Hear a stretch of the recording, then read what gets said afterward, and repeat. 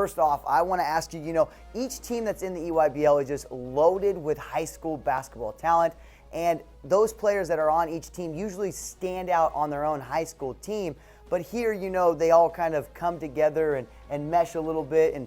But there are usually some that stand out amongst the crowd. And I wanted to ask you, who did you see this weekend amongst all of that talent that really stood out?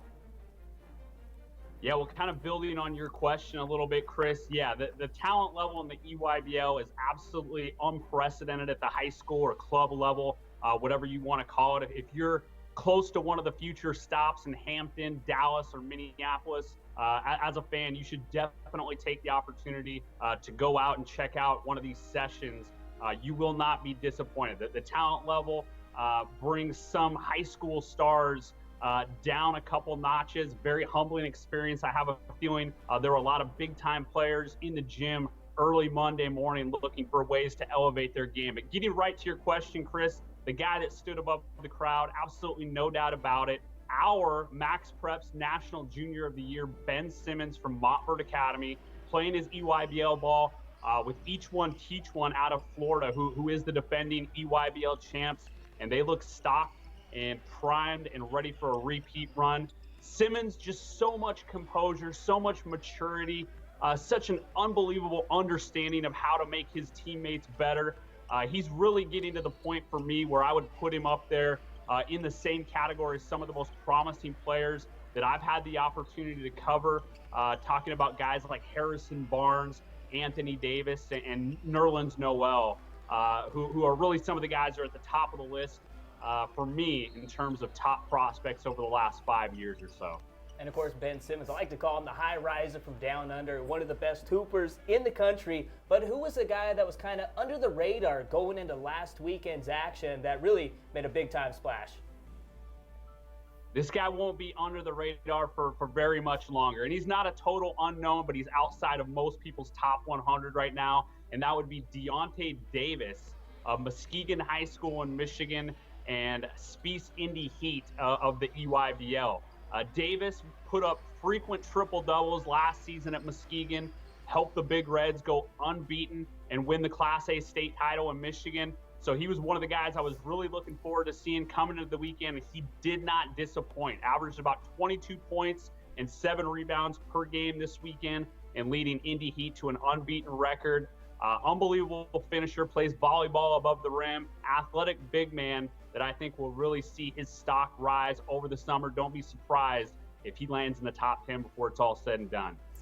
Okay, now the last question for you is a twofer. I got 2 for you right now with this last one. First one is, what team did you see in the EYBL as being the team to beat? And the second part of my question is, what was the biggest performance, individual performance, that you got to see?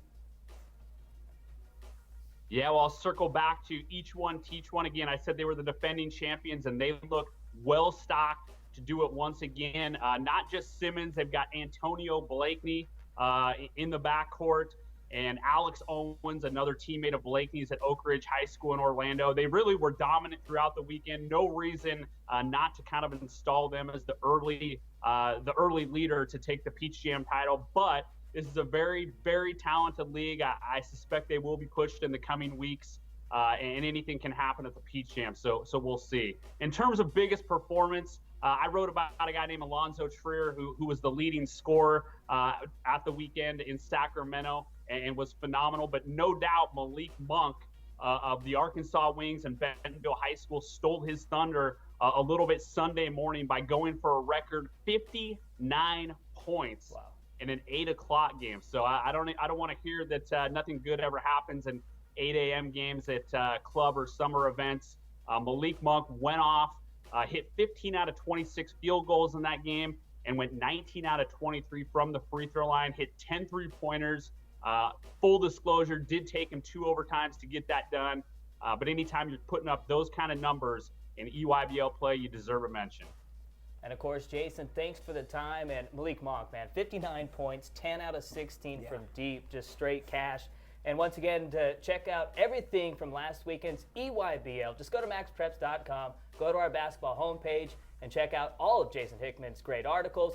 And, of course, check out Mitch Stevens' article kind of doing a bio of the high riser from down under, of course, Ben Simmons. And Stoney, a lot of more EYBL action, more of the top high school hoopers going to ball this summer. Who are some guys you're kind of keeping your eye on? Well, first of all, I want to say thanks to Jason as well. Yeah. Again, Our Michael Jordan here at MaxPreps.com. Thank you for taking right? the time out to come and visit with us. It's always a pleasure to talk to him.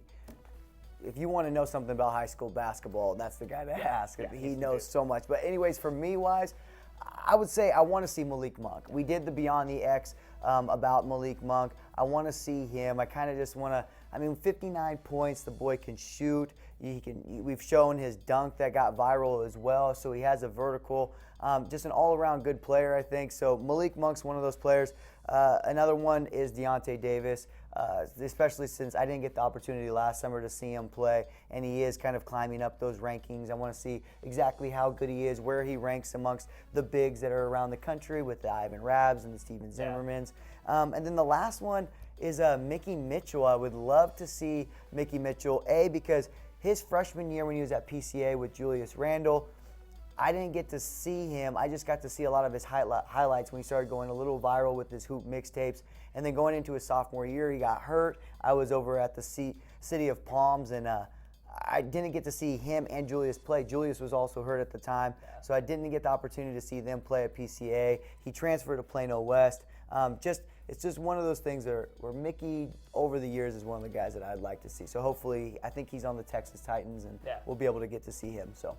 And, of course, last weekend in Sacramento, some of the best coaches in college hoops were out there to check out 71 of the top 100 recruits in the 2015 class. You had guys like John Calipari there to check out the best talent, Tom Izzo, and so on and so. Of course, Kevin Ollie, who helped lead UConn to a national championship, was there to check it out. And our guy, Todd Shirtliff, there to get all of the photos, too, as you get a look at Tubby Smith and Tom Izzo. Of course, Tubby Smith at Texas Tech, and Izzo, of course, has been at Michigan State forever. Get a look at Coach Cal and Sean Miller there for Arizona, who's probably the best recruiter on the West Coast. Oh, for sure. And we showed Izzo, and Deyonte Davis is also committed to going to Michigan State. So he's trying to get Caleb Swanigan over there and to join him, the big guy that they call, Biggie. Biggie. So, and then look, you got Patino sitting there watching in, and I'm sure that he has his eyes on a few of these players. Aaron, of course, going to Louisville next year to go ball. And there's Larry Brown getting his rated on. Of course, at SMU, he's done a phenomenal job recruiting Manu Moutier, one of the top recruits and maybe the best point guard coming out in the 2014 class. Yeah, when it comes to recruiting, you need to start in your backyard, and that's what he did basically by keeping Emmanuel very close to home. If he can continue to keep those Dallas products close to home and then reach out to Oklahoma and maybe go and grab like a Coach K does, goes across the country and grabs one specific recruit, he can really start to build something special there. So. And of course, those are some of the top players in high school hoops.